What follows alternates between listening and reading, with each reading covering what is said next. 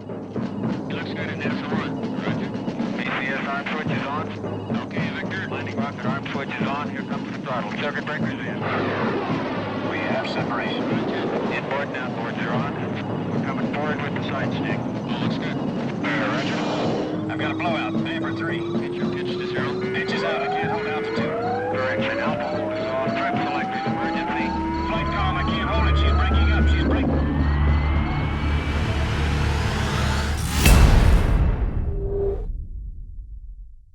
You're listening to CaveRadioBroadcasting.com. The words and opinions you are about to hear are of the hosts and do not reflect the management of CaveRadioBroadcasting.com. We got a full crew in here. We got Cat back from Texas. Cat back. Cat back. Hi. And we got DiBiase, Tony, and Hooper as usual. Everyone's on time today. Yeah, what's up with that? We were early. I was a couple early. of us were early. Yeah, you're early because you Catherine, weren't. look, everyone was early and Catherine was on time. Something's up. Yeah. Yeah. It's got to be the literally eclipse. Just sat down. It's got to be the eclipse. Yes, right. You know, as usual, I just want to point out that the whole idea behind this show is to stimulate people to do their own research. We bring up things that don't make sense to us, and we try to make sense out of them. We're not saying we're always right.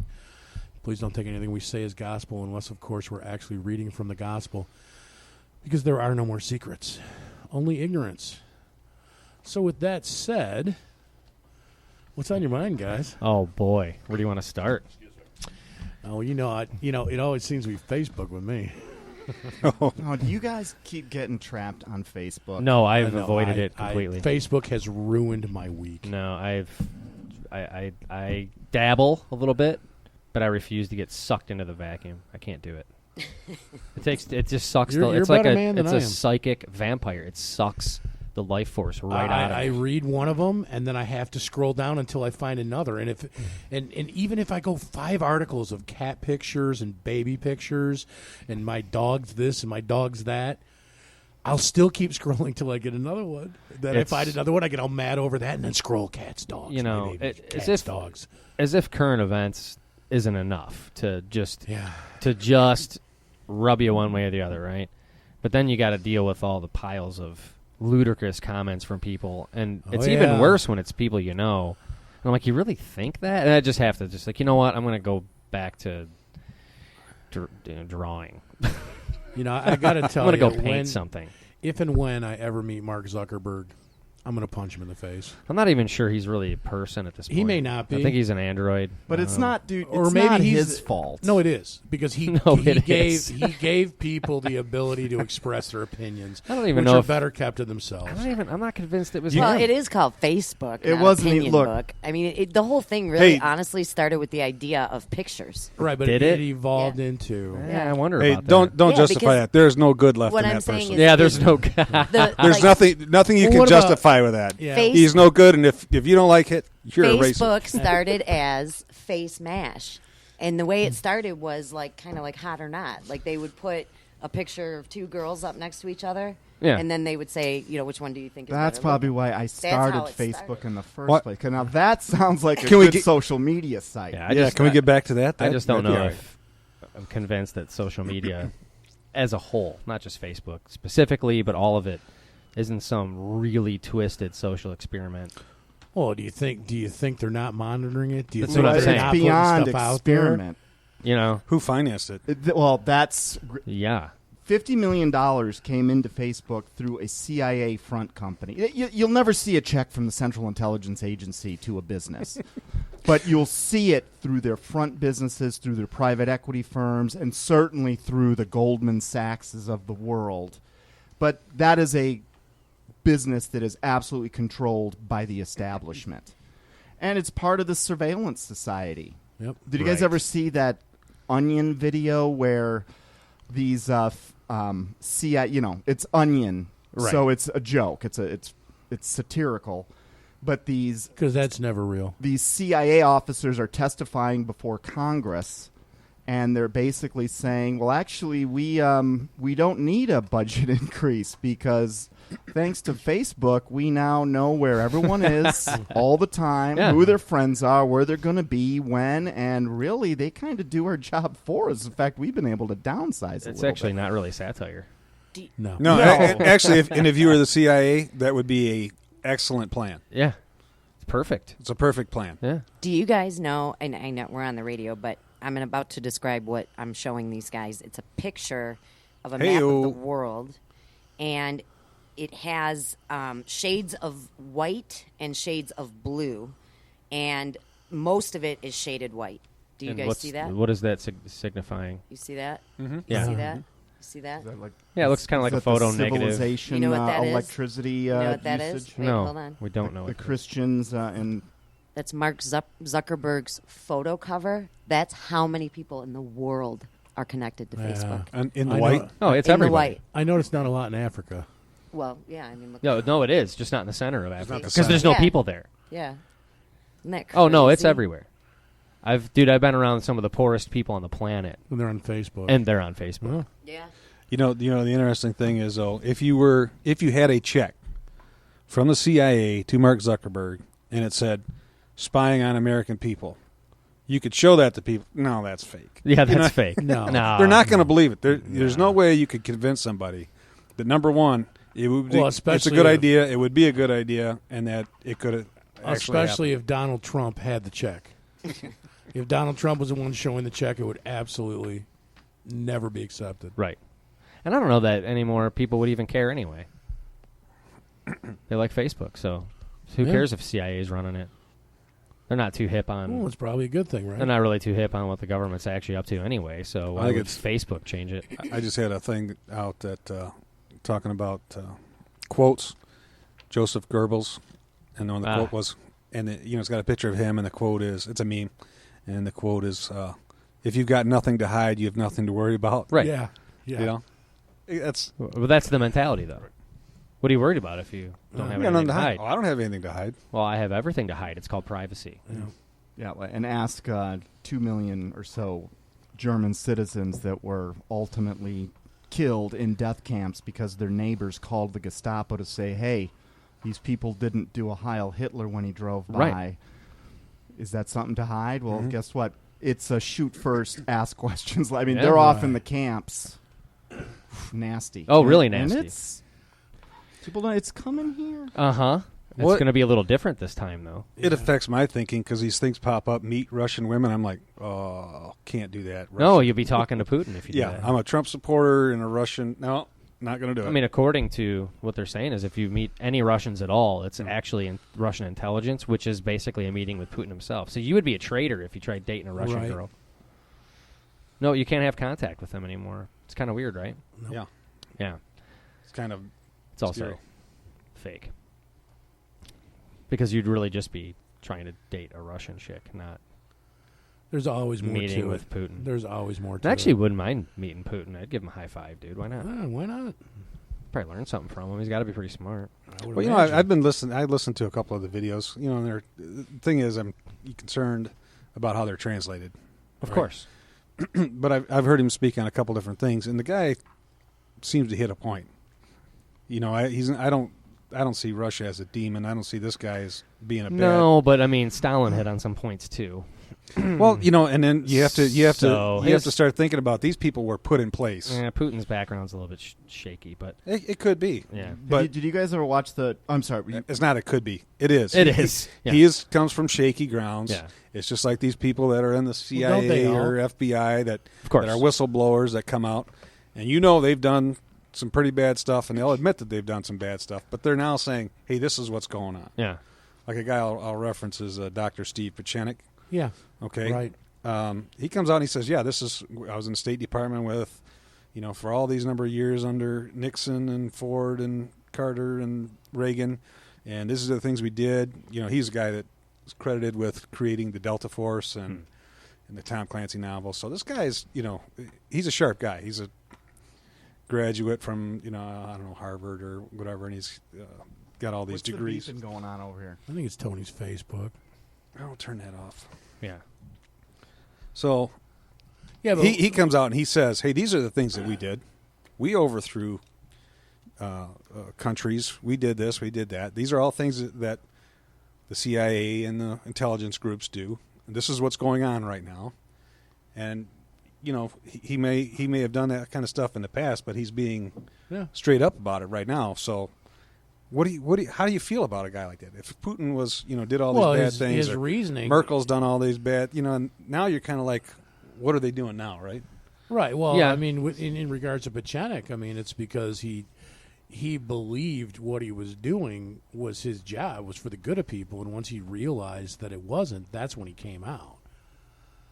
Well, let me ask you guys a question. But you Do wouldn't find- necessarily put a guy like that in charge of a country, knowing his past. Well, I mean, do you find any? Is there any less shady past in George H.W. Bush's past than Putin's?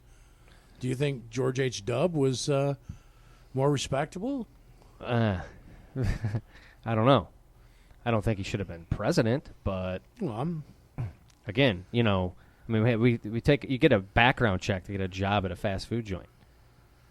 You can't be a trust me, police officer if you're a convicted well, felon. trust me, the powers that be knew exactly what George You H.W. see was what up against, but but it was fine. Well, and that's With maybe them. why they pick these folks, because they know what they're capable of. I'm not going to disagree with that. You know what I'm saying? Yeah. So, and speaking of, what do you guys make of all this? Of all this nonsense that's going on? You talking about Charlottesville? What Yeah, else could we're- I be? That's what everyone's talking about, isn't it? That's all anyone's talking about. It's literally. I can't believe. I don't want to say literally. I don't want to overemphasize anything, but I'm losing faith in people's ability to reason, to see something for what it is, and have a reasonable outcome. They're being led around by the nose. Yeah, that's true. I mean, this is a complicated subject, right? Well, Here's a question I have for it. This is down the rabbit hole. So you kind of start looking at things in different lights. So the one question I have is about the helicopter. You guys are aware about the helicopter. Yeah, one went down while... Yeah. Two cops When something like that happens, that is a big deal, right? I think so. Right? You're hearing nothing about it, which is confusing to me. I mean, you heard that it happened, but Yeah. it's just gone now. And I think there was things that happened on the ground. What caused the helicopter to go down? Yeah, can we get an answer on that? Is there an investigation? And again, I don't want to be like, oh, I heard, but I did that. It had something to do with the wind, and it Oh, that could be. into Yeah, something. that could be. It was an accident. Things happen, accidents happen, but there's usually an investigation, and you have to ask yourself, when you see events that are happening, and you get Dr. Steve Pachenik, who says that the mayor, come from this background, this is his, where he's at, this is the organizer, comes from this same background, they're both come from the same element, like you were talking about earlier, Dave, but they're opposed to each other, and all this event stuff happens right there.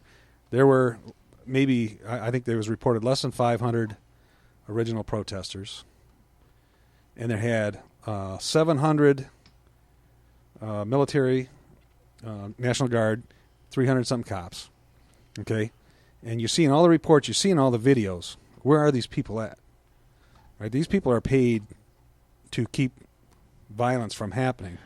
Well, unless, of course, they're told to stand down, which usually is Which what happens. the ALCU has said they were told to stand down. Yeah.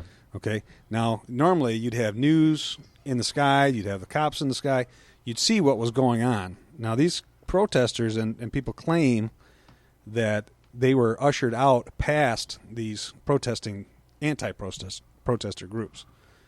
So it's like not only were they not put in the place where they should have been protected, they were ushered back through all this. And all this is getting dropped. Nobody's talking about that kind of stuff. So that leads you to believe, you hear the stand down from the ACLU, right? There's no overhead news. All you see is cameras, video cameras, and you see what they kind of want you to see. And you have to ask yourself, is that really a situation that happened on the ground just organically? because they knew this protest was going to go on months in advance because they had a permit. They tried to stop the permit. They went to court over it. They had all these people, this National Guard and the police there. So, at bare minimum, if they allowed this to happen like it did, then they're incompetent. Can we agree on that? I would concede that fact. Sure. That's the very least, that they were incompetent. So why isn't that mayor getting pulled out of office? Oh no, he's a hero, dude. Yeah, he's a why hero. you go up the chain, mayor. Nobody cares about this stuff, dude. No, it's Nobody all being cares pushed about into this stuff. it's all being pushed into a label, like we said earlier. The only thing that matters to anyone, and I don't like it any more than anyone else, but the only thing that seems to matter is that there was a white supremacy march in Charlottesville, and it ended violent. Yeah. It's the only thing anyone cares so about. it fits the narrative. So all other law and standards goes out the window. Yeah. Just because of this. Now, this is the flavor of the week now. So, and again, I think these people that adhere to that kind of backwards belief system where, neo-Nazis, KKK, any supremacist, doesn't matter what flavor you are, that kind of mindset is I can't even think of a better word than just absolutely disgusting. For me, it's the opposite of how my brain works. I don't get it. I don't like it. Right. And I don't want to hear these people talk about it. I don't want to see them on my TV. I don't want any, this doesn't need to be around. I get it. Right. But they're lunatic fringe. Absolutely. Yeah. I mean, and I would contend quite the minority as well. I don't Absolutely. really think there's an awful lot of people that really believe that. I think half of those guys do it just because they want the T-shirt. Yeah. You know what I'm saying? They don't even really know what they're saying. Here brings up another point. In the mafia or any other organization that's been around at all, they've all been infiltrated by police, FBI, DA. You know what I mean? Yeah, they're there. All these people, all these groups have been infiltrated.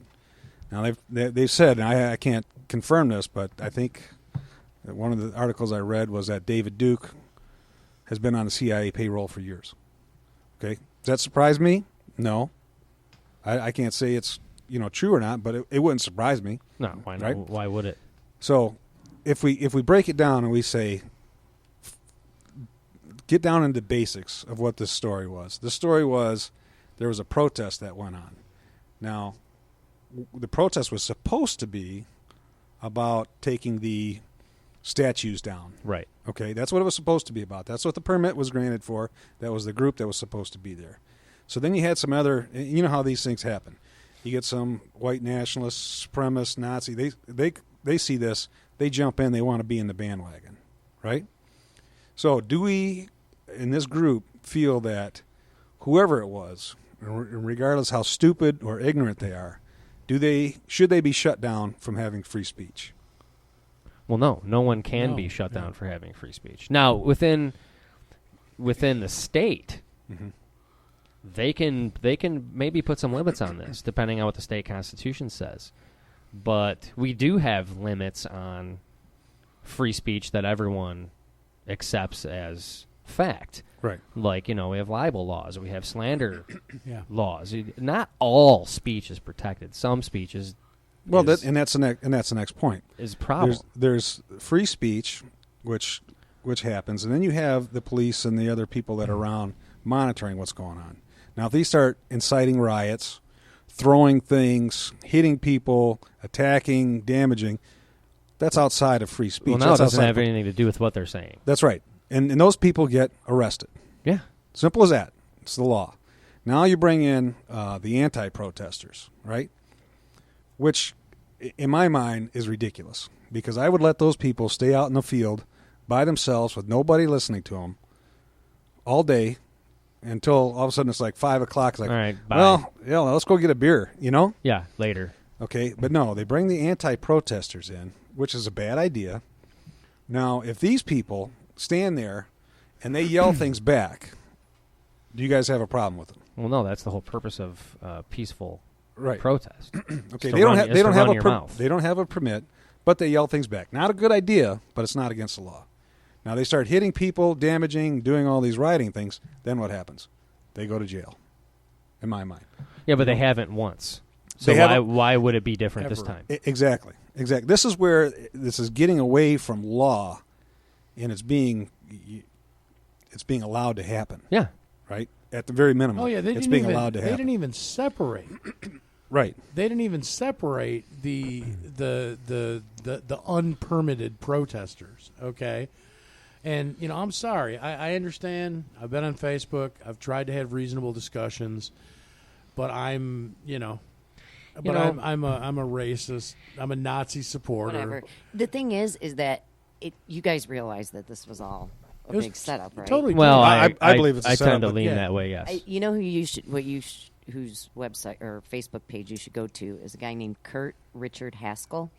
He was he's an American citizen who now lives in Costa Rica, and he's a lawyer. I'm not sure where his faith is, but in what was it? Was it 2013? The bomber on the plane that The shoe bomber? Yeah, I the think shoe so. bomber. Yeah. He was on that flight, and he saw everything that went down and went and then saw what the news was reporting and went, no, I was there and that is not what happened. And now this guy is a full blown, anytime anything like this happens, I go to his Facebook page first because he's already breaking down the bombing that just happened, 4 or Barcelona? 5 hours ago in the car, Spain. Yeah, but the point is that you guys should check out his page. It's all public. His posts are all public. I'm on it right now. He's got some really, really interesting information about Well, there was this. allegedly, I haven't looked into this too deep, but apparently there's some Los Angeles-based company that recruits people and pays them for rallies and There was things like this. So they're paying these people $25 an hour to do this. Kurt's got a huge following, and you'll see his posts garner almost 200 comments, and it's not people going, oh, tinfoil hat people. These are people that are awake to what's happening around them. And one of them posted a screenshot of a Craigslist ad in Charlottesville a week before this happened, looking for Crisis actors. yeah, looking I- for to Yeah. do And that's the- what this the- company a in rally, LA does. to attend a rally or something like This that. this was a company from L.A. Yeah. It's a talent company, let's say, Yeah. right? Yeah. And that's people and gotta I'm not claiming that ad was real. It could have been. Right.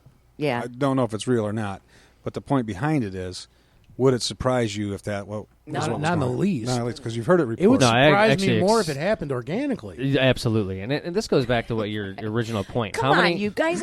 I'm sorry. I just got to say this. Have you seen? It looks like movie footage. Yeah. These guys marching Yeah. along with their tiki. Really? Oh, Yeah, that it's was right out of that was American totally History staged. X, man. That was totally Yeah. staged. It's ridiculous. So there's this in the balance of all of this.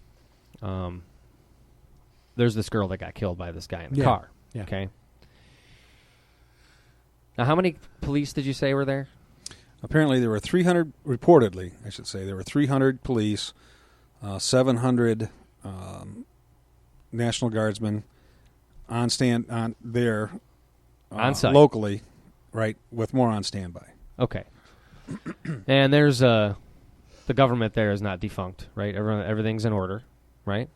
As far as people that are supposed to be there are there. Right. Okay. This is in Virginia, not in Uruguay. the Sahara somewhere. Right. All right. So my question is, why is it that you have almost 1,000 Right. officers there in some way, shape, or form? Cops, National Guard, otherwise. Not to mention the hierarchy of supervisory positions that are within this. All stopping at the mayor's desk. Right? The buck stops there in a city. He's the mayor. Okay? So why didn't they have this situation under control? No, that's They could have absolutely prevented this from Yeah, happening. the whole thing. And why was there a car on that road in the first place? Oh, yeah. If you really start looking into the car and some other things that are going on about that, it really becomes convoluted. because they show this person. You know, I'm into cars. Yeah. Right? And I can't claim that these pictures are real or not. You know, I'm just looking at what they have a picture of this guy with his car, you know, this silver Dodge, and he's kind of laying on this car, and it's got a full width black stripe, travels down the front header, and it's got a red pinstripe around it. Okay. Right? That's a picture of his car. The car that was in the accident has a dual black stripes coming down the hood, no pinstripe, right? They show his registration of the car. It shows a sunroof. The car that was in the accident clearly has no sunroof. So you start to wonder, hey, wait a minute. This guy rammed these people, and this town is supposed to be, you can't even walk around. There's so many protesters, right? It was at UVA this happened, right? But he Yeah, backs. right. I've been to Yeah. UVA. You see the been to video. campus The guy a couple times. rams into somebody, and then hauls ass backwards, Yeah. like a stunt driver. Right, Right. right, Bumper just like a hanging stunt off. driver, perfectly, Right. like a stunt Boom. driver. I mean, he's going in reverse, lickety split. Everyone's out of the way. He gets away. They don't catch him there. All the cops and everything around that's going on, nobody catches him there. He's out. They catch him hours later, right? And you know, it could have possibly happened. That could have actually happened, and the guy just got lucky when he was backing up, and he got lucky getting away. Right. He got lucky that there's no helicopters to be able to see, you know, where he's going or any of this stuff. He's got blacked out windows, so you can't see a picture of him. Although they came up with a picture all of a sudden of him in the car at some point when he was in town, which was odd. Well, funny if you bring that up because I was actually a juror on a first-degree murder case, and in all rights, the guy probably did it. Mm-hmm. Mm-hmm. But the fact of the matter is the only fact they had was that it was his car. No one could ID him as the driver. Yeah, and you can't see this guy in any of the pictures. So that's And reasonable. what is his doubt. background? Because I'm hearing different. I hear he's an alt left and an alt right. Well, You know, Well, everyone's they trying can't to assign quite blame. figure that out. If he's a member of the American Vanguard, which is typically a what's his name? socialist Nazi type, What is his name? that's left wing, dude. Yeah. So Well, you know, and we can all agree, whoever did that should go to jail. No question about it. Yeah, absolutely. yeah, if he actually ran Yeah, if people he did down it, on purpose, Yes. like that, then I think I would take it a step further. But that's just me. Well, but at bare minimum, At bare he minimum, yeah. he should face the full penalty of the law. Yep. That's right. Nobody should question that. There was also something about the tint on his windows.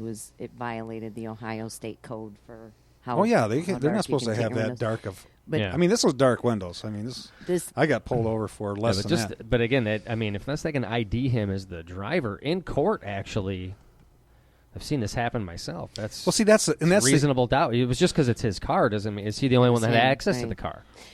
right? The organizer of this protest, allegedly, his name is Jason Kessler, and it turns out that this guy started as an Occupy Wall Street dude. I'm not surprised. Okay, and you know, there's this whole article about this guy, but and there's actually articles from 5 years ago about this guy talking about him on the other side. So, I mean, it just stinks. It Yeah. stinks There's- in suburbia, you know. It's, Right. It's really a shame because And a girl lost her life. that's because the of it. thing. I mean that's the real problem here is regardless of it doesn't matter who it was. I mean, even if they had beliefs that I don't agree with, it would still be sad if somebody just happened to die while exercising their First Amendment rights. Absolutely. Well, or whether they were just walking down the street. Who knows? It could have been, yeah. I mean, you could have been there just as a spectator, not necessarily on one side or the other, and Right. got caught up in that mess. And you guys look at the KKK marches from back in like the 60s when they used to march. Oh, you There mean like was, the you mean like the millions of 19 them. you mean like the Yeah. 1924 Democratic National Convention, But- like that one? Yeah. But I'm just Right saying, down, I mean, Pennsylvania like everybody Avenue. is acting like Giant. no such thing has ever, you know. Now, it shouldn't happen ever, Never should it ever happen, okay? And I understand that we've come a long way. Thank God this is so outrageous, right? Because it's rare we haven't come this that far happens. because we're still responsible for everything that's happened in the past. But it just, it's like, Well, and that's you're where like Elsa from Frozen. Just Yeah, let it's it go. it's hard to believe that people think like that. But the point is, do you guys think if you ran into a person like that you're going to change his mind from hitting him on the head with a stick? No. In fact, all you do is actually give them No. more Right. ammunition to But recruit, if you're, to do it again. right. And If your intention is merely to use it as a rallying cry to rile up the troops to your cause, then it's very effective. yeah, it's easy to do. If you make sure there's violence at every protest by a group that you don't agree with their ideology, then all of a sudden you can demonize them as, there's violence every time they have a protest. Well, actually, What was the protest that was going on? They were protesting. No. I mean, this was a couple years ago, like Missouri or somewhere in the real middle of the country, not the middle. Ferguson? Yeah, Yeah, Yeah, Ferguson. where they found all these guys dressed up in riot gear. These guys dressed up as part of the crowd with bandanas over their faces, chucked rocks at the police, and they started this big confrontation. And they ended up catching this group of 3 guys that did this, and they were local cops. Nice. You guys know, Really? you guys know the story? On No, Tower I of do Babel? not know. That's Someone interesting. Google it. Yeah. It's there. So yeah, the whole thing. Google it. The whole thing. Google's stinks. another story. We'll get into that later. But I just don't think. And again, maybe it's naive optimism. I just don't think so. So they had this. So like you said before, you had this protest, right? Just let them. They got a permit. Let them go out there and say whatever the hell they want. I just am of the opinion that even if they're out there spouting this crap that comes out of their mouth, most people ain't buying what they're selling. Oh, So absolutely. let them go ahead and blow their hot air. Who cares? Yeah, but now in today's, I'm going to close with this and we're going to move on. But in today's day and age, words hurt, man. Wah. So words are more powerful Yeah. than they used to be because Wow. now if you hurt someone's feelings, it's a prosecutable offense. The problem is Well, that it's going that tolerance way. has been redefined. It's going that way. Say that again, Ken. Tolerance has been redefined. Tolerance. Right. No, well, the you media know- gets up and says, "Oh, it's terrible for someone to say that," and then everyone just Oh, yeah. jumps on that Jumps bandwagon on it. without even Well, thinking. okay, let me There's ask a parrot. question logically. How can you tolerate something you friggin' agree with? I mean, so you're intolerant if you don't agree with me. Well, so, oh my God. I'm No, you know what I'm saying? Like, if I disagree with you, I'm not Being intolerant. I just don't agree with you. right. It doesn't but have anything to do with tolerance. Right, but the whole Can I finish? playbook. Go ahead. I'm saying there's a difference in the definition of tolerance today than Well, there's from, a difference in a lot of from things. The you know, definitions years ago. They've And- redefined marriage. right? And today, tolerance is, like I said, I tolerate what I believe in. But if you don't believe it, you're evil and you're intolerant. But yet, I'm not tolerating your point of view. So that makes me intolerant too. Absolutely. Do you see what I'm saying? I totally see what you're saying. It's You're right. like, what? Yeah. Yeah. Here's what I know you want to move on, Howard, but I got a question here. When you have kids, okay, you love both these kids, or how many kids there are? They get in the sandbox, they get in an argument, they start throwing sand back and forth, right? As a parent, do you go out there? Let's say how it happened was someone accidentally flung sand in someone's eyes and they went over the other ones, and pretty soon it's just a melee, right? You get both the kids out, they're both in trouble. You don't pick sides, right? But yet, what they want the president of the U.S. to do is pick sides. And then when you pick a side and you say that these people, whether you agree with them or not, when you say that there is no good in them, right? Where do you go from there? There's no place to go. If there's no good in that person, you're telling all of America, if you see one of those people, they're less than human. Well, and who made you the judge is what I want to know, because nobody is beyond redemption. Nobody. Well, that's the point. If You know? if you get into, what would Jesus do, right? Right. Right. That's an important point. But they don't want to hear that because that's religious and that's something different. It's got to be separate from what this is right here. But the point is, if you convince everybody that there is no good in this person, there is no place to go for them because it'll be just like, and we said this outside. You label that person, you dehumanize them, and then you euthanize them. Mm-hmm. It's just round them up and get rid of them. Yeah. And then what happens from there? Well, that guy was bad, but you know what? You were his friend. Absolutely. Right? That's where we're going. Well, minus the euthanasia, this sounds a lot like Jim Crow's great ideas.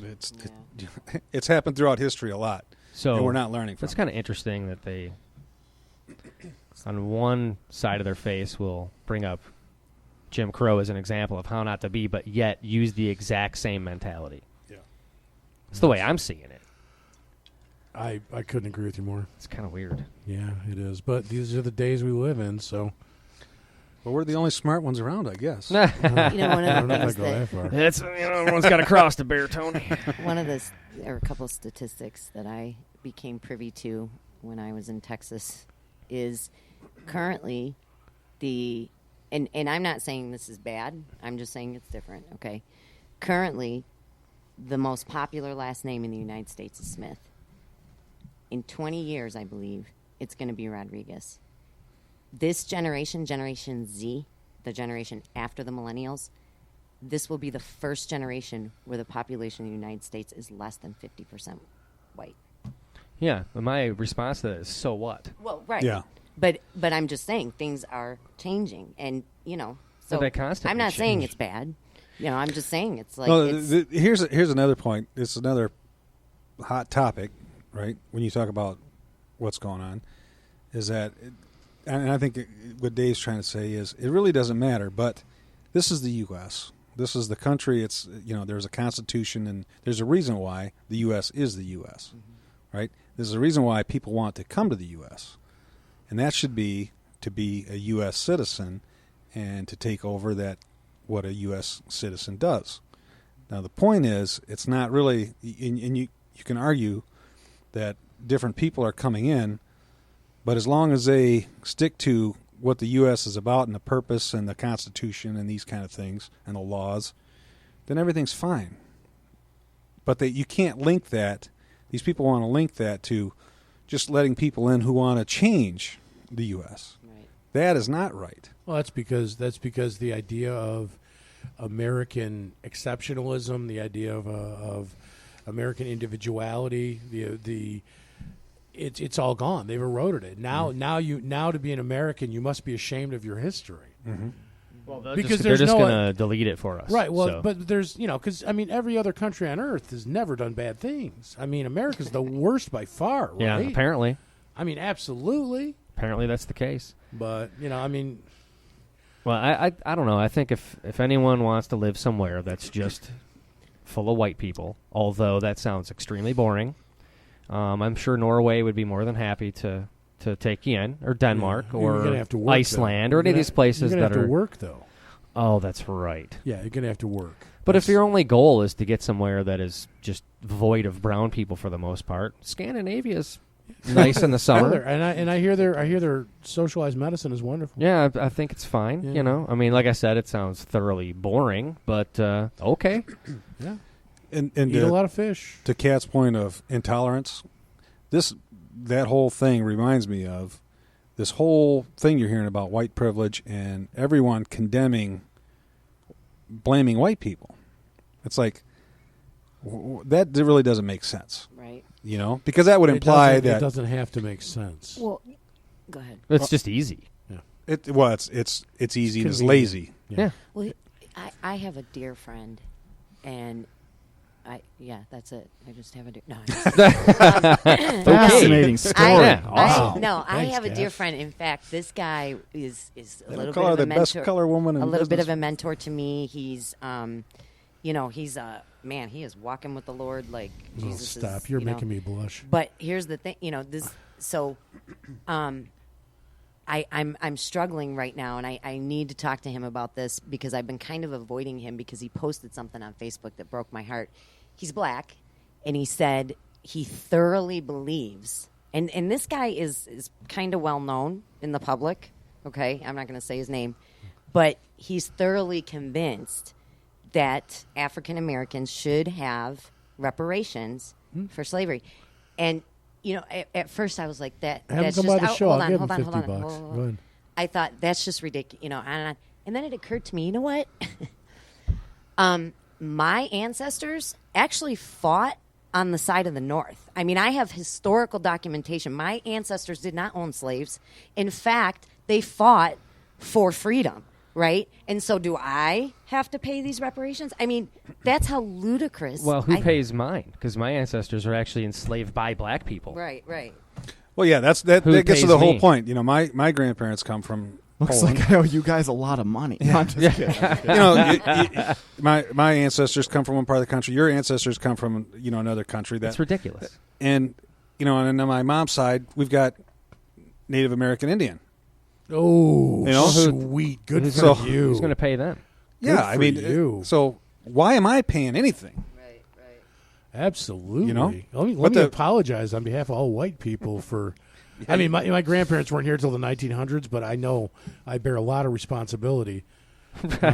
That's another thing. I mean, That's exactly. just ludicrous. man. It's really silly. It just is. See this whole thing when you group now all white people, right? Number one, that's racism. It is racism. Right, that's- Absolutely. Well, they're talking about erasing stereotypes by stereotyping. That's yeah, right. yeah. And you know how we feel on this show. It's like George Carlin said. There's a big group. I think you're a big club that runs this place, and you ain't in it. And you ain't in it. That's right. I know I ain't in it. Right. So why are you getting money from me? It's- Right? That's George Carlin, right? Yeah. Did you just say that? I just did. Sorry. Yeah. See, Oh, you know, no, anytime I'm you not get paying into You can steal that for the book too if you want. It's already in there. anytime you get into economical things, you know, you have to come up with this thing called the origin of debt. So you have to first establish where the debt originates from to justify the payment. Mhm. And that's going to be very hard to do in a lot of cases because, like Howard, you know, your family's relatively new here. 1901, 1909. My family's relatively new here. 1900s, early 1900s. My family got here right before the Civil War started. Okay. So you have to pay. No, I don't, because they fought and defeated. No, it doesn't matter. No. No. That's getting too You said complicated. before. You said before the Civil War. So therefore, I mean, right before the Civil War. Doesn't And matter. Clearly, they were driven to fight. did for they freedom. come here to fight the Civil War, or did they come here before the Civil War? But they didn't own slaves. Ah, it so doesn't matter. It doesn't matter. Does not matter. Yeah, see, Were they genetically white? speaking, That makes Were they white? she's really And white. they came from Switzerland, which has always been neutral. So bag it. The Swiss, but the Swiss aren't white; they're clear. They're so Oh, wait, white. do you guys ever figure out why Switzerland somehow gets to just claim neutrality in all these wars? No. Do you have an answer? I have no idea. Guess whose family is based in Switzerland? Oh, that's interesting. Okay. Who? Let me take a wild stab. It has something to do with the banks. The Rothschilds? Yeah, Ah, interesting. There you go. Interesting. Okay, well, with that, I want to get into. Let's play some games, man. I'm tired of all this stuff. I've been. It's wrecked my whole week. I want to play some games, have some fun. Wrecked by week. So Dave, let's talk about your quotes game. Let's play a quotes game. All right. I never do well at these. Quotes game today. First of all, Kat, you got paper and pencil out, so you just won the prize of keeping score. That's what you I get. need a We've pen. got I don't have a 4 pen on me. contestants. This quotes game we're going to play today is going to be turned into a promotional piece for the book we've got coming out. I'm going to pull out, just while you guys have been talking, I've been going through and just highlighting a few quotes from each of the chapters in the book. There are, as of right now, 64 chapters in this book. I'm going to pull 1 or 2 out from each chapter. A couple of rules. Let's do this. I'm going to go through. We'll go through as many as we can.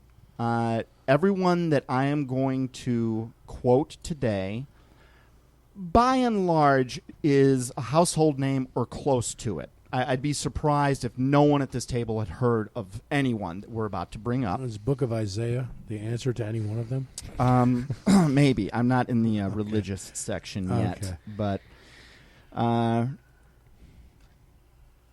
wanted to do a mix where instead of throwing out 4 possible names, we award 1 point if you can tell what century the quote was given in.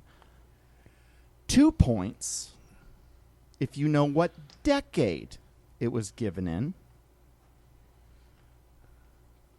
Wow. And 5 points if you know who said it. So you can win 8 points Per. Understand? Okay, yeah. Okay. Clear. How much do we get for this? Catherine will buy the first round of beers. I will buy the winner the drink of chicken their dinner. choice. Yeah. Winner. Chicken dinner. Okay. We'll do this in the order of the book for now. We're going to put in 15 minutes before the break, and after the break, we might start getting into some of the jaw droppers. We're going to start in the first chapter of the book, which is called Blissful Ignorance. I remember that. Now, here's that the was blissful. first quote, and we will start with Howard. Who's the first name you have here? Tony. Tell you what, we'll start with Tony. Oh, no. All right, I'm going to read the quote. Everyone goes around. Everyone's going to have a chance to go first on other rounds. Listeners at home, play along. If you want to call I in won't with be the able to buy answers. you a Listener beer. at home. Yeah, right. Okay. The quote is this. Most Americans are close to total ignorance about the world. They are ignorant. That is an unhealthy condition in a country in which foreign policy has to be endorsed by the people if it is to be pursued. And it makes it much more difficult for any president to pursue an intelligent policy that does justice to the complexity of the world. Tony, what century, what decade, and for big money, Well, who said it? it's got to be in the 1900s. Okay. 1900s. So now the decade. Based on the language. 5 seconds for each one because we got to get through these. All right, I'll say the 40s. Okay, so he's saying 1940. You want to take any guesses on who said it? Most Americans are close to total ignorance about the world. They are ignorant. This is an unhealthy condition. ... I actually no idea. Okay. Who's next? Dave D. Oh, wait a minute. You went back forth. I don't. It's okay. We'll follow the the list. Maybe yeah. from the best. To the, no, I'm just kidding. All right. I'm kidding. All right, Dave, you're next. I don't know. I'll say 1960s. I have no idea who said it. Okay. Wait. Does That was Tony my get a second point? choice. We're going to find out once everyone's given an answer. I'm not going to award it now because Oh, then you everyone. already said that he got the right century. I did? I thought you did. Okay, sorry. Go on. No, he said 1900s. Yeah. Then he said 1940. So actually, we only really need the decade, but you'll get a point for the getting it in the right century. We really should award 3 points for the right decade and 5 points if you know who said it. You're ripping off my point system. Sorry. All right, Howard. I'm going to say it is in the 1780s, and it was Thomas Jefferson. Oh, Okay. Dave D. yeah. I already gave my answer. Kat. I'm going to say it was in the 1st century Flavius Josephus. I have Whoa. no idea. Not a bad guess. Chris, you want to play? You're good? Okay.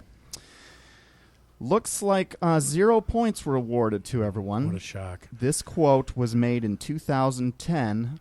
I'll give you a hint.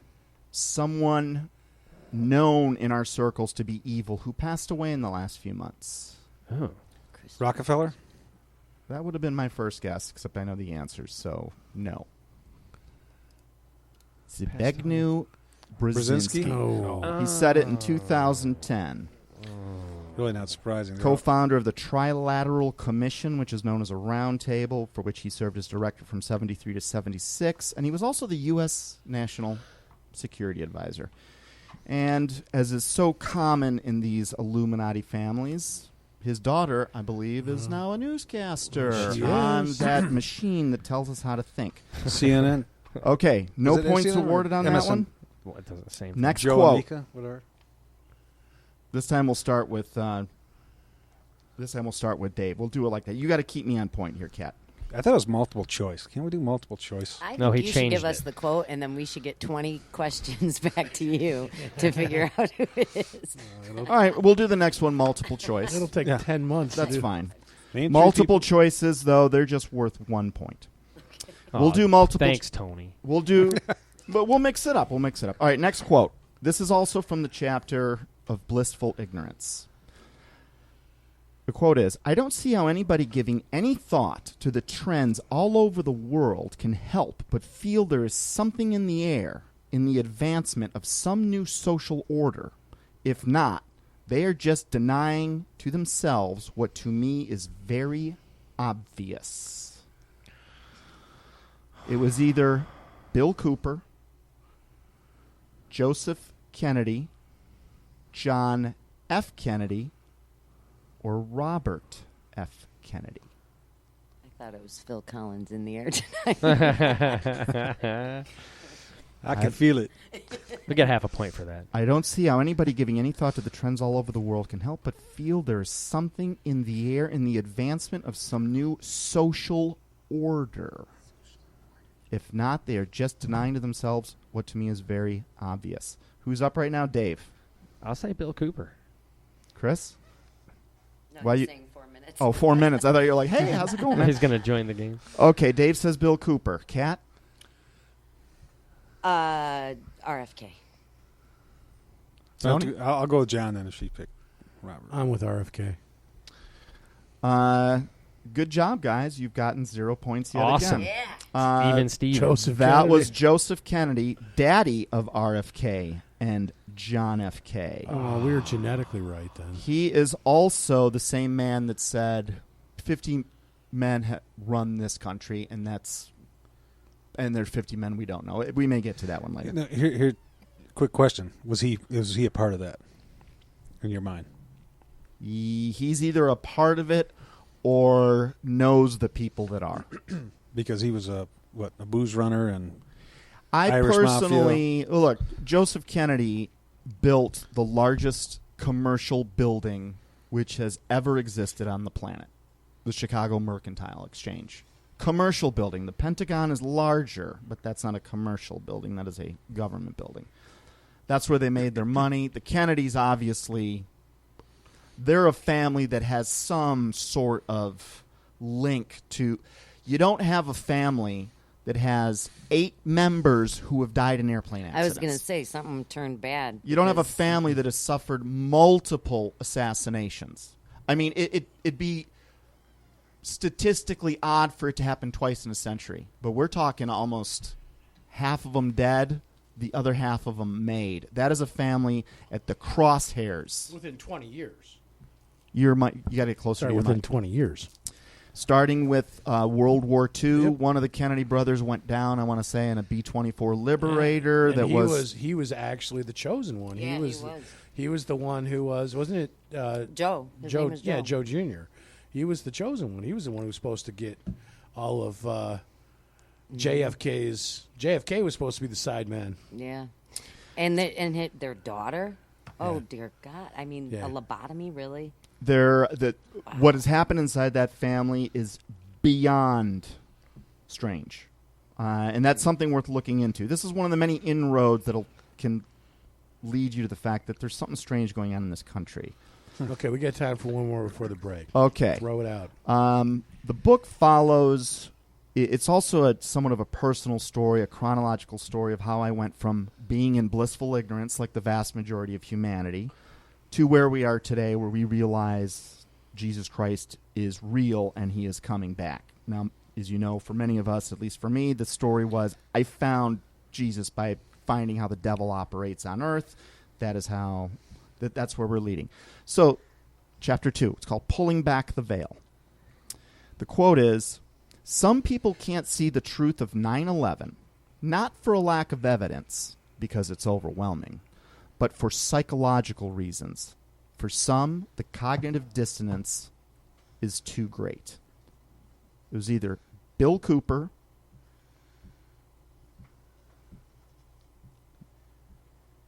Max Cleland, a U.S. Senator, Richard Gage, the head of Architects and Engineers for 9/11 Truth, or Susan Lindauer, a former CIA agent thrown in prison under the Patriot Act because she was a whistleblower of 9/11. Who's up? Tough. I got Howard. Lindauer, Susan Lindauer. Howard with Lindauer. Tony? I'm going to go Cooper. I think I've heard that quote. Oh, man. Yeah, I got to go with Lindauer on that, too. I'm going to go with Cooper because you said that immediately, and then you paused to figure out what other three Yeah, options hey, I got to you make were up some gonna more give names here. Hold on. That's what you did, too. You know This it. is not Hey, my I know how to first, take tests, This all is right? not my first rodeo. And once again, congratulations.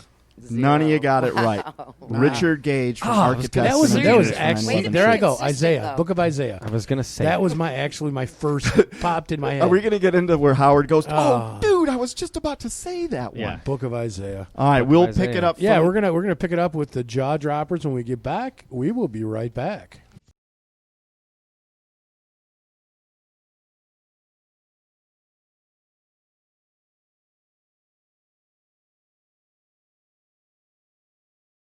We're in the middle of a hotly contested, very close race in the quotes game. It's a We're four-way all tie. in first place. It's, We're all tied we're all in for first place, loser. but don't worry because we all get a trophy at the end. Right. Okay, Participation trophies? absolutely Awesome. I can show it to my Absolutely. mom. So she's The best proud part of is Chris won't even play and he gets one. me. He's here, so he gets a trophy, Exactly, too. exactly.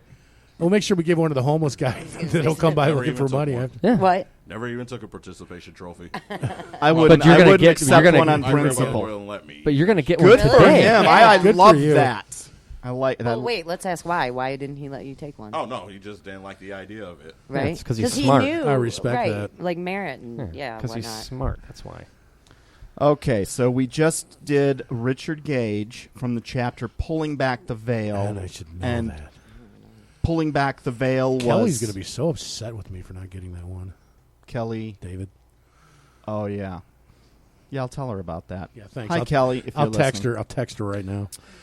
All right, so that's from the Pulling Back the Veil chapter, which is the second chapter of the book. And this was the beginning of my transition going from thinking, things are exactly what they seem to that first peak. It's like the Wizard of Oz. Where you see, wait a minute, there's some levers and pulleys going It's on that here. first string in the tapestry. Okay, from chapter 3, which is my mind. I realized my mind was closed. Here's the quote. Oh. Facts do not cease to exist because they are ignored. That was either Thomas Jefferson, Aldous Huxley, Albert Einstein, or John F. Kennedy. Oh, I'm going Aldous Huxley. he's really good at this. All right, Howard says Huxley. Tony, what do you got? Well, you usually get people that are out of the mainstream. He loves Aldous Huxley. He loves the Huxley family. I know. But I Five- almost want 5 to say seconds. Einstein. You almost want to say Einstein. I think don't because I don't want to be embarrassed, but I'm going to be. All right, Kat. I think it's Einstein. Guys, really? All right, Einstein. Oh my gosh. I know it's not, though. Guess what? We all got it None. wrong. Howard is in the lead. That's what I'm talking about. You got it. Aldous Huxley, famous, what I consider Luciferian family. Interesting. He would make that quote. I didn't watch that show. The Aldous Huxley show. Yeah, wasn't that Yeah. Bill Cosby? Yeah. Yeah, you did. You watched it in science class. Okay. Also from the chapter My Mind Was Closed. Here's the quote. So far we got Point for Howard. Yeah, it's pretty. You're going to run out of Give ink me a if break. this This keeps is up. getting really hard keeping score of all this. All right, here's the quote. Finally broke the tie. On second thought, maybe the atheist cannot find God for the same reason a thief cannot find a policeman. Ooh, whoever said that, I like that.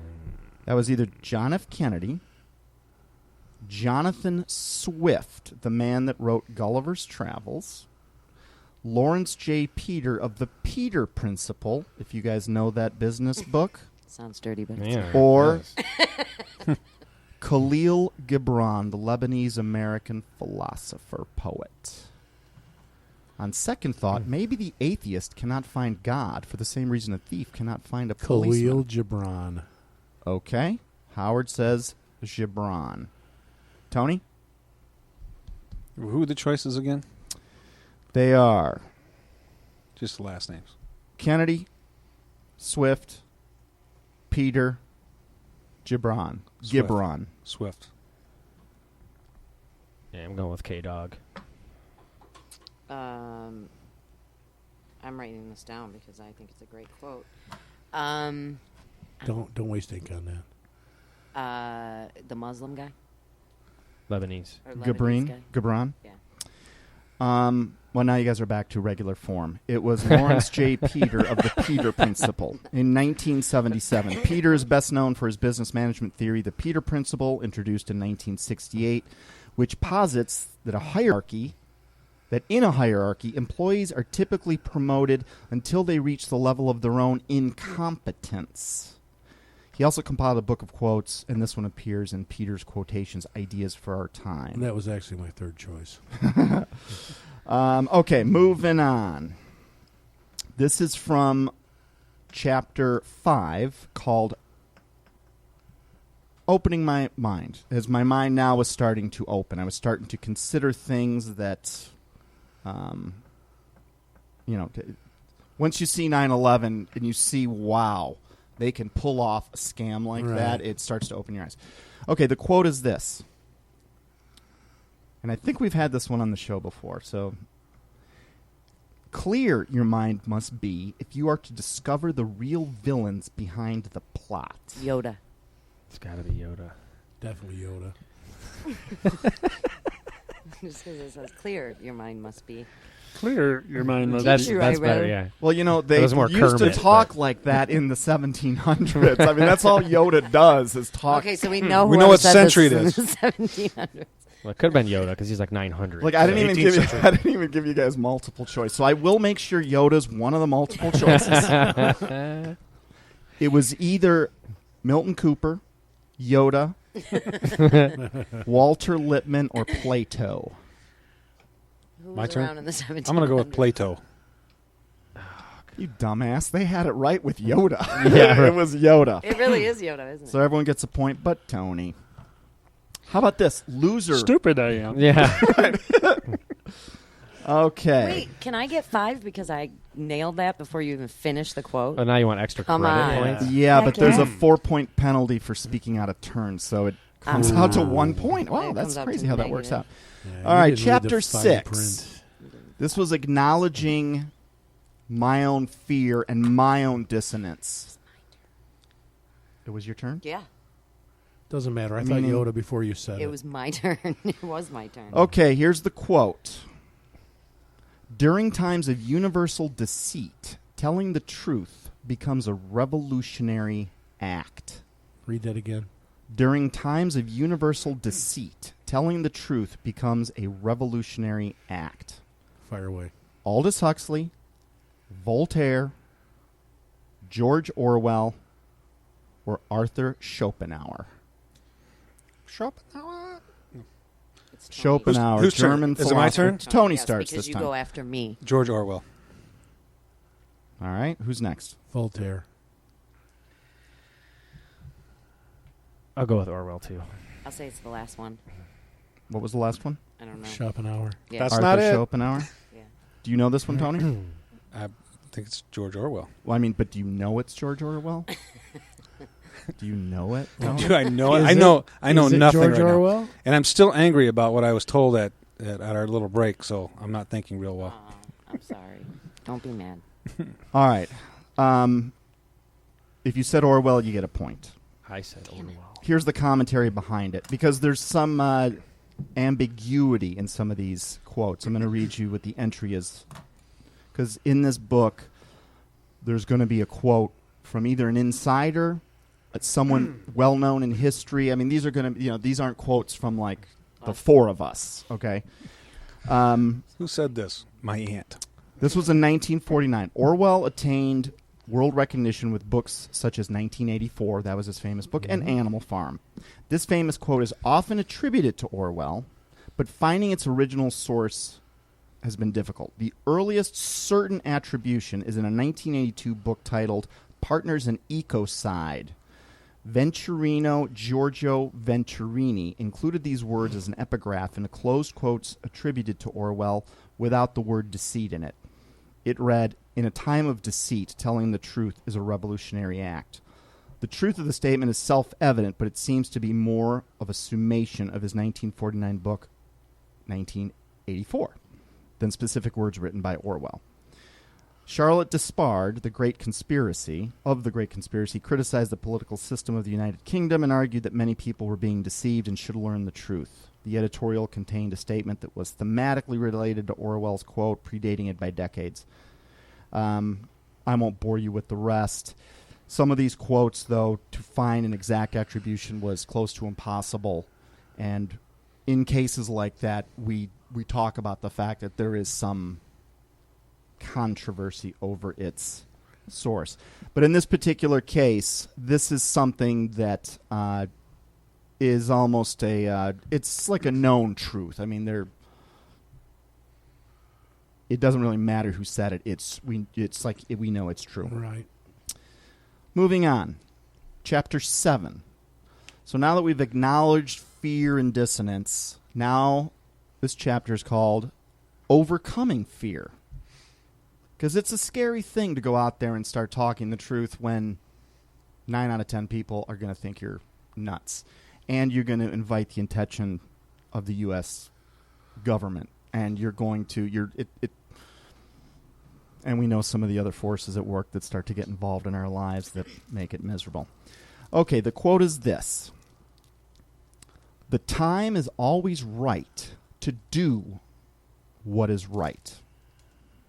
Gandhi, Martin Luther King, Eleanor Roosevelt, or Ralph Waldo Emerson. The time is always right to do what is right. DiBiase, you go first. I'll say MLK. Kat? Gandhi. Emerson was a choice, right? Mm-hmm. I'm going to say that. I'm going to go MLK. Ooh, MLK it was. All right. You guys are catching up to me. What was the context of that, then? What do you got, one? I got 5. That was a speech delivered in Finney Chapel at Oberlin College. This was October 22nd, You didn't get 5 for Yoda. 1964. You did not get 5 for Yoda. Yes, I did. That's a load of crap. I said it before he even finished I the thought quote. it before you even said it, You but don't- didn't you can't interrupt prove him. that. I was polite. Stop being such a misogynist. Oh, that's crap. Give her She the got 5 Yeah, you are such a chauvinist. Wow. I'm sorry. I'm obviously being a sexist here. Totally. Next quote from the same chapter, Overcoming Fear. "Courage is doing what you're afraid to do. There can be no courage unless you're scared."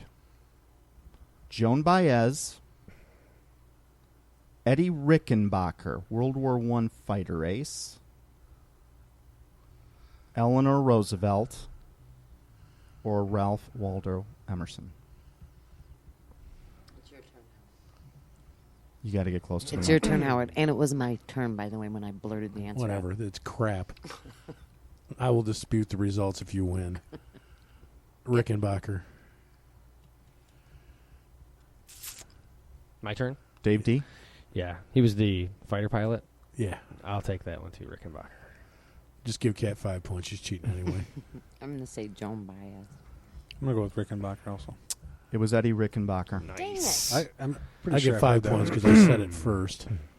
He was... even though it was your turn. Doesn't matter. Yeah, You I had to know. hear the whole quote and the choices, so no. I knew it was Rickenbacker before. We're tied now, Howard.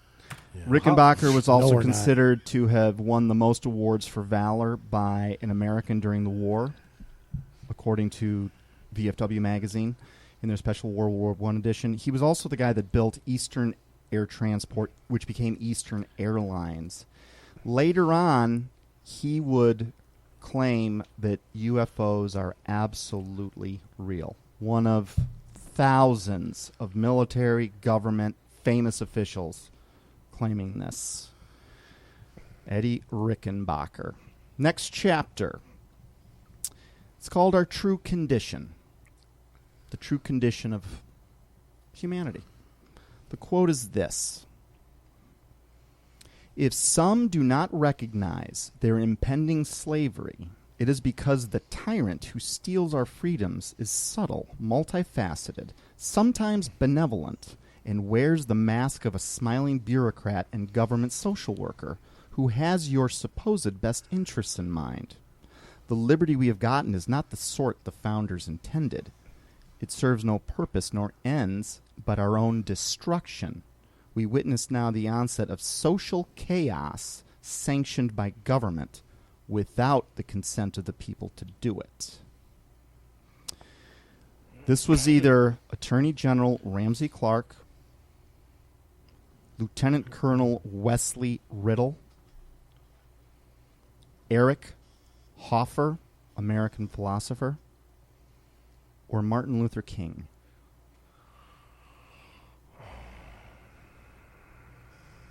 What were the first two? Ramsey Clark, U.S. Attorney General, like 60s, 70s. Lieutenant Colonel Wesley Riddle, U.S. Army officer, university professor. Eric Hoffer, who's an American philosopher and writer, lived from 1902 to 1983. And Martin Luther King. Whose turn is it? Mine. Cat. Yoda. Yeah.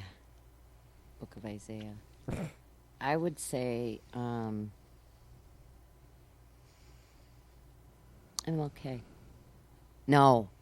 The military No, guy. you can't change. The military Minus guy. 5 points. I say the military guy. Minus 5 points. You have 2 military guys. Lieutenant Colonel Wesley Riddle. Yes. Well, don't say that. Okay. 'Cause that's what I'm going to say. Then we'll be tied. Not when you Stay minus close your to your 5 mic. points. Tony? I'm going to go with MLK. Okay.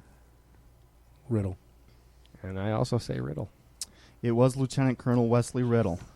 He received a master's in philosophy and modern history from Oxford University in 1993. Well-educated guy, high up in the military. He retired as chief of the Air Defense Element, the ADE, after teaching advanced American history as a professor at West Point.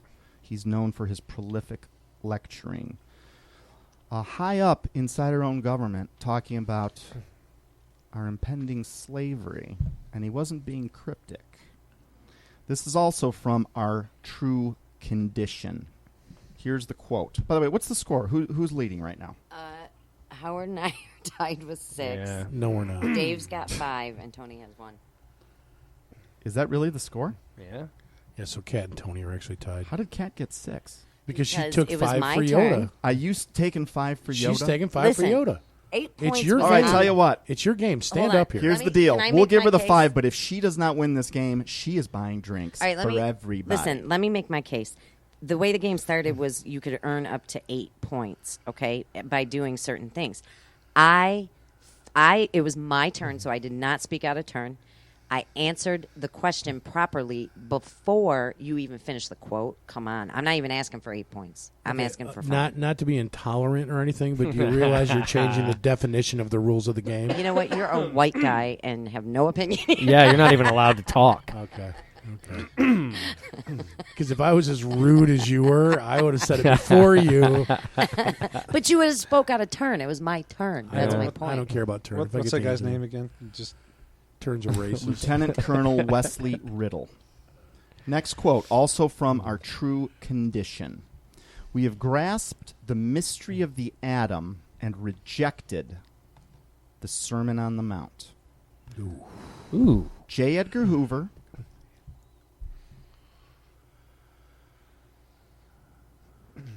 Or J. Edgar Hoover. I'm just kidding.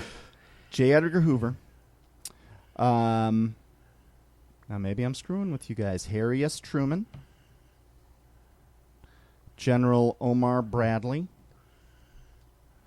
Or Dwight D. Eisenhower. Omar Bradley was one of the top generals in World War II underneath Eisenhower. Truman, Eisenhower, Whose turn Bradley. is it, Cat? I think it's Tony's. Great. Repeat that one again. We have grasped the mystery of the atom and rejected the Sermon on the Mount. J. Edgar Hoover, Eisenhower, Truman, or Bradley? I'm going to go with Eisenhower. Howard? Truman. I'll say Eisenhower. Who was the first person you said? I don't remember who the first choice was. I think it was J. Edgar Yeah, Hoover. J. I'm going Edgar to say Hoover. him. Okay. It was General Omar Bradley. Oh. This was from his address on Okay. Armistice Day in 1948. Nobody. He went on to say, ours is a world of nuclear giants and ethical infants. We know more about war than we know about peace, more about Smart killing man. than we know about living. Wow. Smart man. Who is this guy? General Omar Bradley? I've heard of him, too. Okay. Oh, look him I up. didn't know. He's famous. I mean, Well, and- I've heard those. I've heard the quotes, right? But I haven't heard of him, so How about that? all right. just didn't pay attention, I guess. Chapter 9. This is a chapter called Human Nature. This is how humans think. Because I started to... What is the real condition of humanity? And now, how did we get here? Like, how do we think that has gotten us into this literally hellhole? The quote is this. In religion and politics, people's beliefs and convictions are, in almost every case, gotten at second hand and without examination from authorities who have not themselves examined the questions at issue, but have taken them at second hand from other non-examiners whose opinions about them were not worth a brass farthing. That's a great quote. Dave, it's your turn. It was either Mark Twain, Joseph Goebbels, Bertrand Russell, or Blaise Pascal. Wow.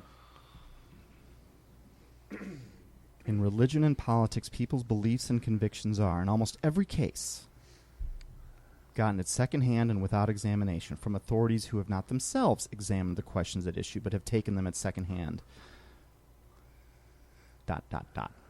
Whose turn is it? You. You start. Oh, Mark Twain.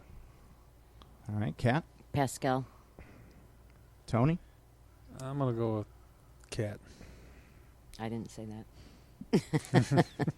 Pascal. Bertrand Russell. It was Mark Twain. Wow.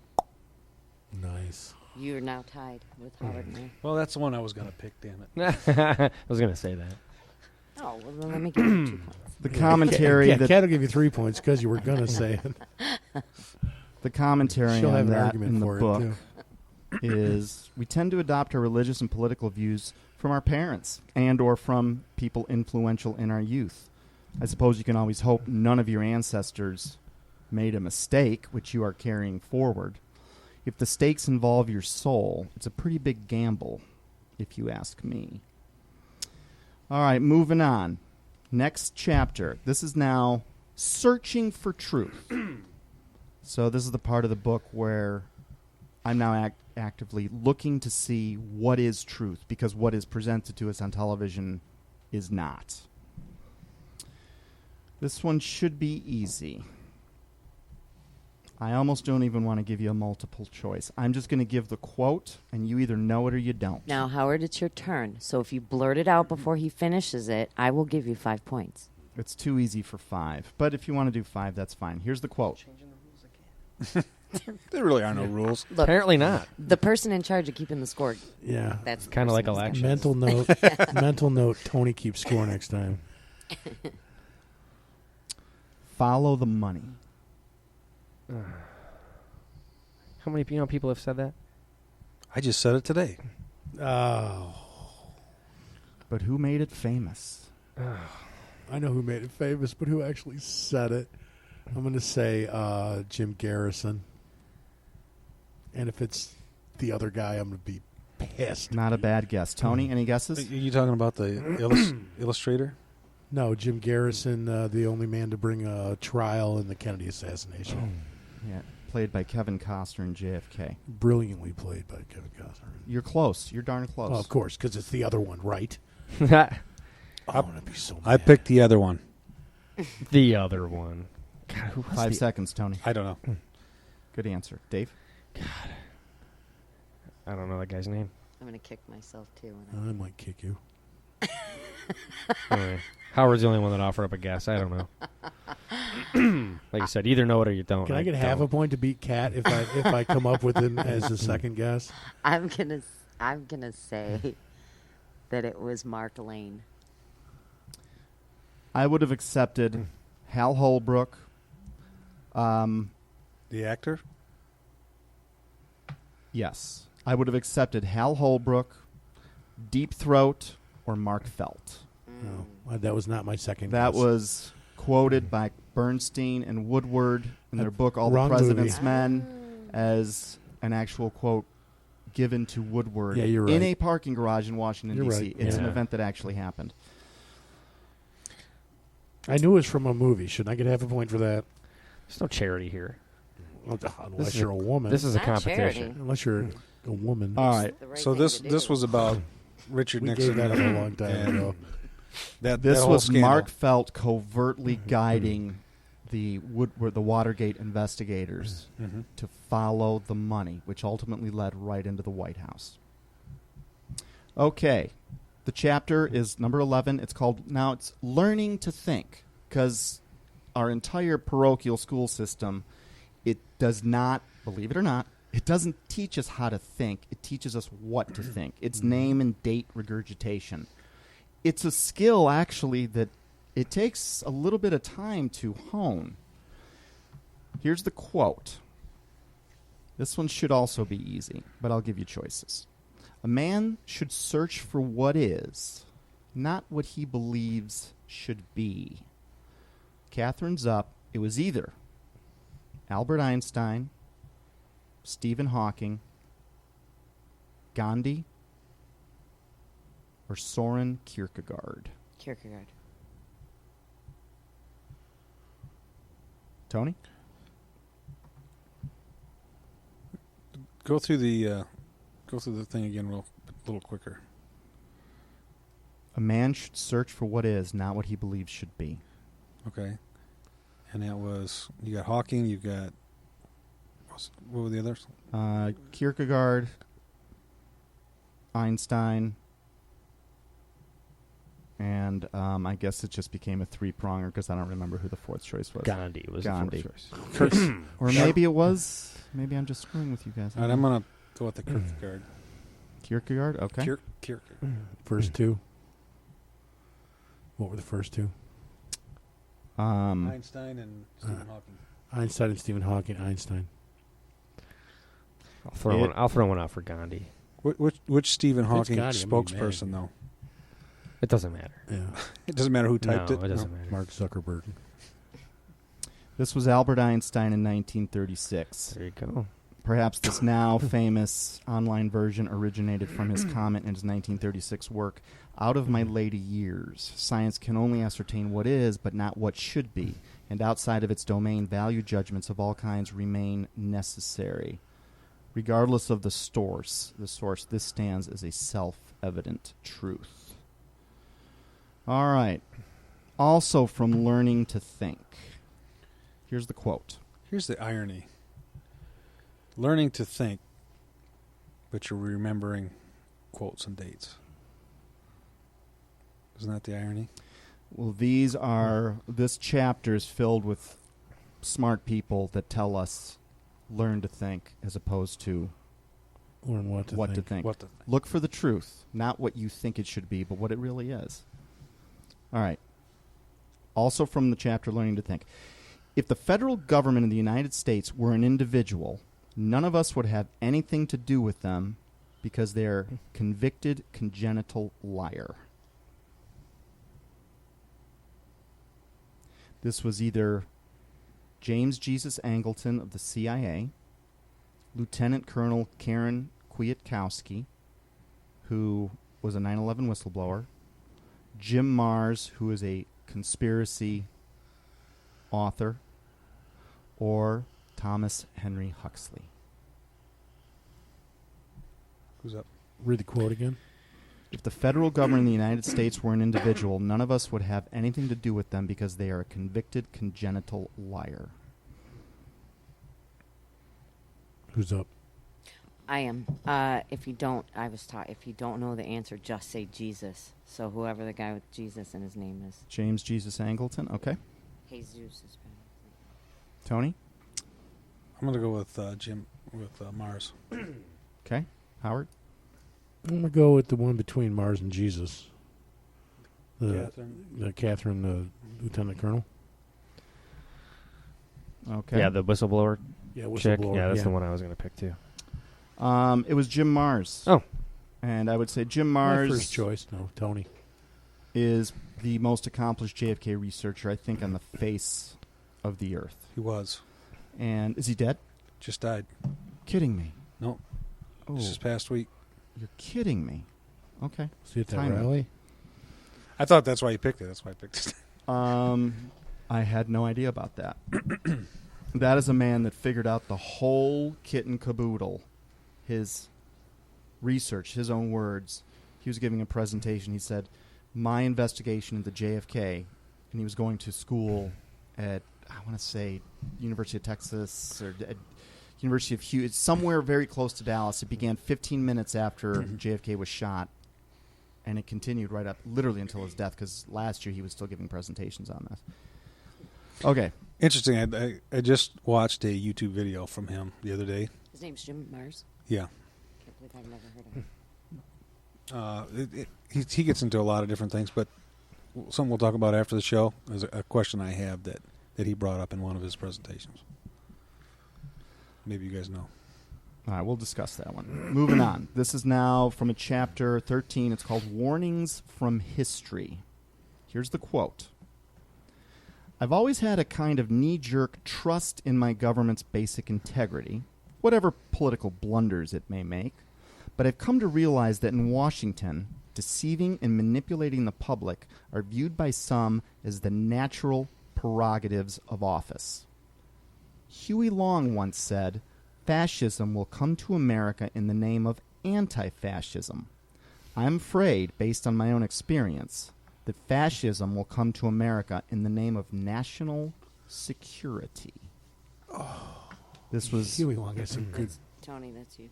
This was either Dwight D. Eisenhower, Harry S. Truman, Jim Garrison from JFK, or Charles August Lindbergh. Who's Lindbergh? He Pilot. is the father of the man that flew across the Atlantic. Oh, the senator? Lindbergh? Yeah. Boy, And he I thought was he was actually a congressman, but you're on the right track. Yeah, congressman. Okay. I've always Why did had. they- Go ahead. I was going to think it was a newer quote, but I'm going to have to go with Truman. Okay. We like Truman. I say Lindbergh. That's a good one too. All right. Just to keep you guys honest, it was Jim Garrison. Oh. That was my first guess until you That was my first guess too. Okay. These are also, warnings from history. Here's the quote. From the top of a mountain nearly 2,000 years ago, Christ warned mankind against being duped by the very menace which we face today. He said, beware of false prophets which come to you in sheep's clothing, but inwardly they are ravening Ravenous. ravening wolves. That's the quote. Dave. Is this multiple choice? You or- need the choices. From the top of a mountain nearly 2,000 years ago, Christ warned mankind against being duped by the very menace which we face today. This was either General Omar Bradley, J. Edgar Hoover, Congressman Steve Sims, or Charles August Lindbergh.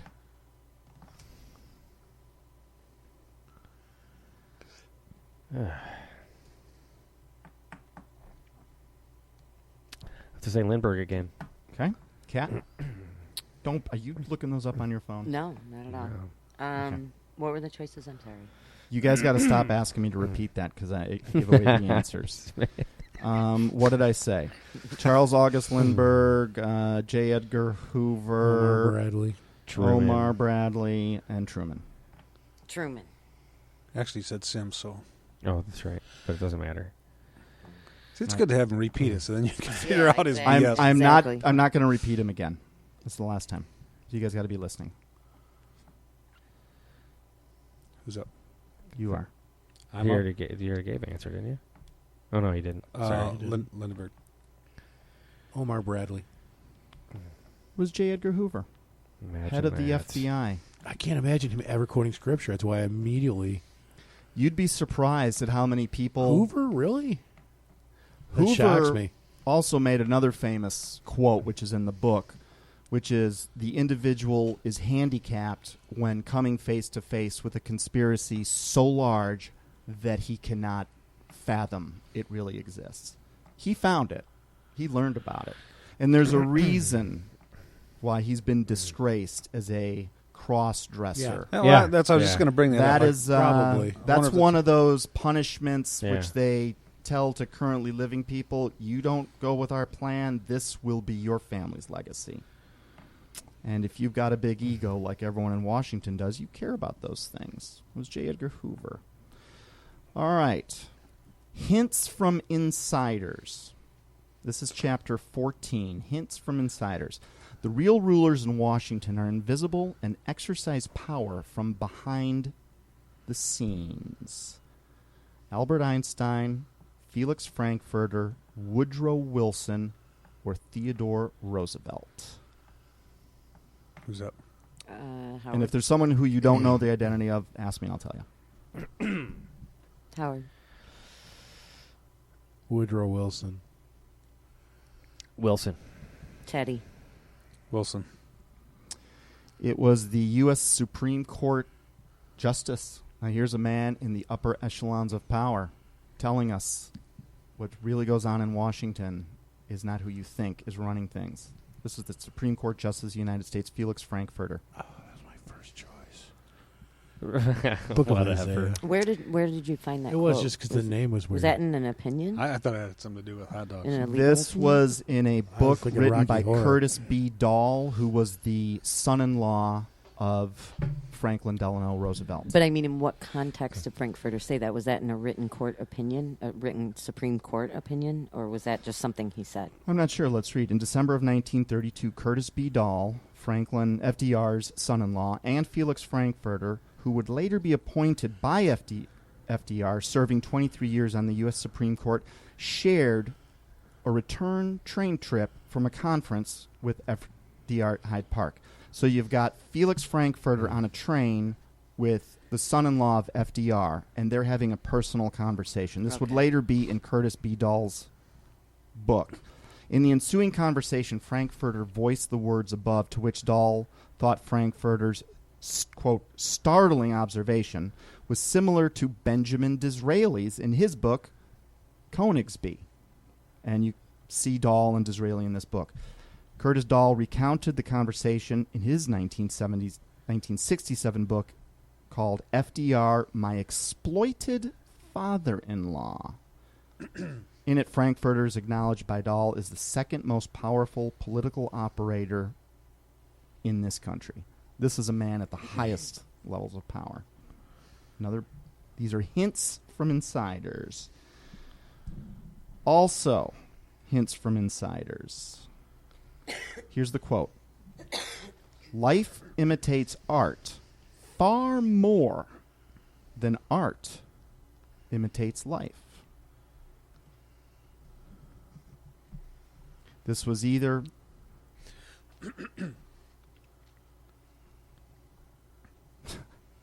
I was about to ask something, but if I ask, we can't. This was either Orson Welles, Oscar Wilde, Zbigniew Brzezinski, or Albert Einstein.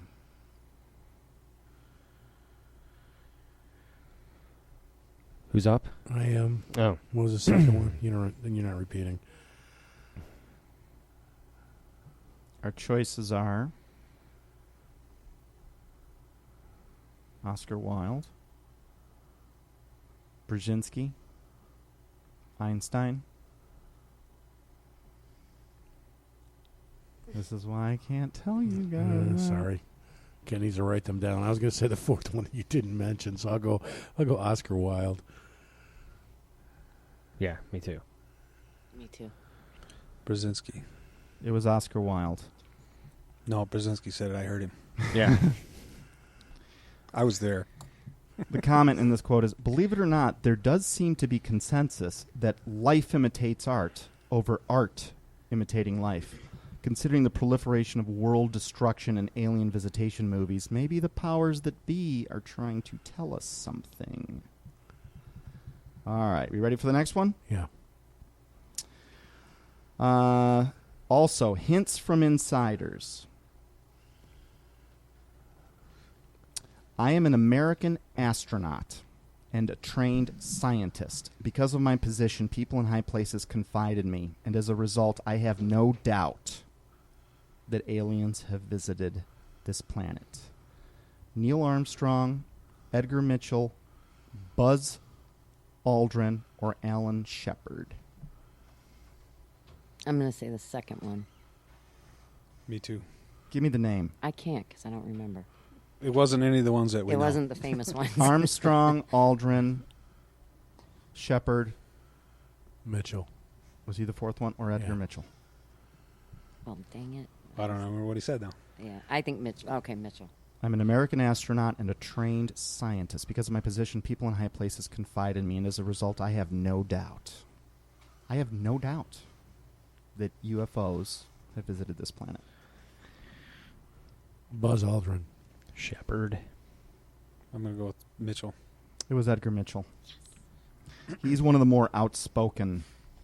I haven't really heard any of the well-known astronauts say anything That's like what that. I was thinking, too. You'd be surprised. The number of astronauts that have said that it is an absolute fact that there is something up there. We've seen them. It's astounding. Now, you'll never see that on the mainstream media, but you'll see this in their personal memoirs and the books they publish. Mitchell goes on to say, it isn't just the U.S. government which has kept quiet about alien visits. It would be arrogant of an American like myself to assume that ETs would only choose to visit my country. Indeed, I've heard convincing stories about governments all over the world that know of alien visits, including the British government. This implies coordination. Who's doing all this coordinating behind the scenes? That's the commentary from the book. All right. Moving on to Chapter 15, Startling Puzzle Pieces. I am convinced that UFOs exist because I have seen one. Jimmy Carter, Richard Nixon, Ronald Reagan, or Bill Clinton? Who's up? Bill Clinton. Ronald Reagan. Also Reagan. Nixon. The answer of this quote happens to be Jimmy Carter. Oh. But all four of those presidents and many others have said similar statements that they know this is real. We all get a point. And they themselves are denied access to these files. There's a quote I didn't read from Jimmy Carter earlier in which he said, I will make sure to uncover everything that the government knows about UFOs. Even our presidents can't get this information. Another quote in this book is from Bill Clinton. Sarah McClendon, who was the White House press Secretary. whatever, asked Bill Clinton a question because when Bill Clinton was running for president, he said, I will uncover all the UFO files. And Sarah McClendon asked him, "What's your progress on that bill? Why haven't you released these files?" To which he quoted, "Sarah, there is a government inside the government which I don't control." Think about that. If this is above our president and above our Central Intelligence Agency, if there are things that are classified that the intelligence and political leaders of our nation don't have access to, it's got to make you ask, then who is coordinating all this behind the scenes? Who is the ultimate tip at the end of the pyramid? Who are those people? It's well above presidents. George Soros. I'll tell you that. And he's just an underling. It's a pretty big underling. Okay. He's wearing a meat suit. Good point. He's the guy with the money. Yeah. Startling puzzle pieces. We were dealing with things like Project Paperclip. We were dealing with, Admiral Byrd in 1947 going to Nazi bases in Antarctica and being defeated. So, all these things were going on underneath. It's like this whole other reality is going on that we don't hear about. This is what we're trying to sort out now, is these timelines and the deeper history connected to secret societies, connected to, these deeper ET agendas that have been around for thousands of years. So when it presents itself to a world government or to these power structures, there's been pieces put into place specifically on purpose in order to create this outer facade, which we read in our history books, that have nothing to do with the true history of what is actually going on. David Hooper. This was either Joe Rogan, Amy Carter, the daughter of Jimmy Carter, Laura Eisenhower, the great-granddaughter of Dwight D. Eisenhower, or Leslie Truman, the daughter-in-law of Harry S. Truman. Who's up? You are. What's funny is I was thinking Joe Rogan when you started talking. For some reason, it popped in my head. I don't know if it's the... Well, if you would have said it before he finished, you get extra points. Oh, is that right? Yeah. I just thought it was stupid. According to cat math. I thought it was just, True. I'm going to pick Joe Rogan. You should have said it right Amy away. Carter. Joe Rogan. I'm going to go with Tony. It was actually Laura Eisenhower. Damn. See? Yeah, well. Never listen to Tony And she's ever also again. come out That's why I didn't say it. and said that my grandfather did, in fact, meet with these aliens at Andrews Air Force Base, and my family knows this. In 48? Isn't that around 48 or 53? Yeah, something. The Greada Treaty. And there's no one. I made up the name Sheila Truman. Maybe there is a Sheila Truman, but I just made that up. It's Laura Eisenhower, a direct descendant of one of the presidents of the United States, an insider. Families talk. They know what's happening. Oh, yeah. Curious, though. 4 minutes. If her father met with him, what did he meet with? Who? What? Well. These quotes are supported. There are actually several military guys that have written books because they were there at those meetings. Mm-hmm. And he met with the short grays. Okay. For what it's worth. We cover that later in the book. Okay. All right. This comes from a chapter called There's an Actual Conspiracy? Really? Quote is this. There seems... Oh, shucks. Hang on.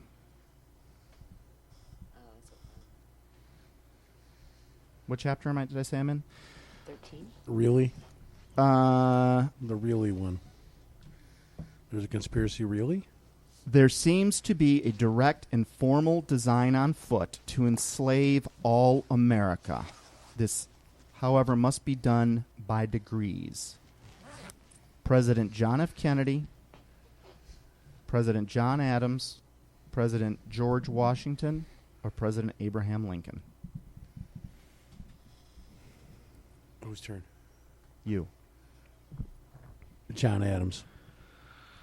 Ooh. I say Kennedy. Washington. Lincoln. They all made similar quotes, but this one actually happens to be from John Adams in 1765.